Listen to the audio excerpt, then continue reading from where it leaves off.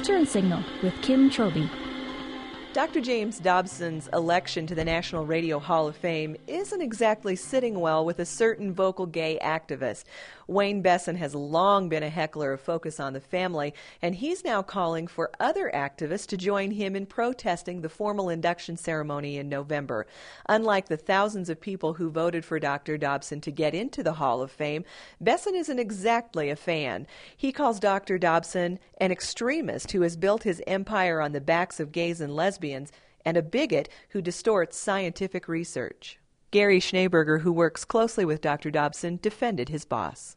I have to admit, Wayne's a great PR professional. Wayne can put words into sentences like nobody's business. Unfortunately, he's not very good at putting truth into sentences all the time. And in this particular case, it's simply part of a 10-year-long campaign now on Wayne's part to discredit Dr. Dobson. There's not a lot of evidence offered for the things that he says. He just thinks that if you throw the allegation enough, it's going to stick. One of those allegations is that Dr. Dobson distorts research. How do you answer that assertion? It's a little bit complicated, but here's it in a nutshell.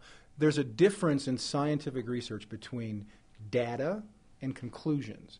And what Dr. Dobson has done through the years is look at scientific data and then reach conclusions off that data that may or may not be supported by the researchers who did the research. In this particular case that Wayne Besson's really talking about, it involved a piece in Time magazine that Dr. Dobson wrote a couple of years ago.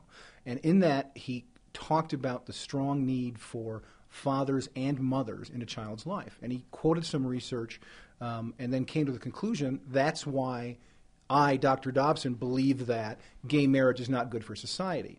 He never said the scientists in question agreed with him. Despite the pressure, the National Radio Hall of Fame says it will not rescind the honor.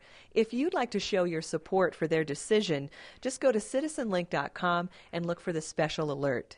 Meanwhile, in recognition of his induction, Senator Sam Brownback and some of his colleagues have introduced a resolution in the Senate honoring Dr. Dobson and his radio show.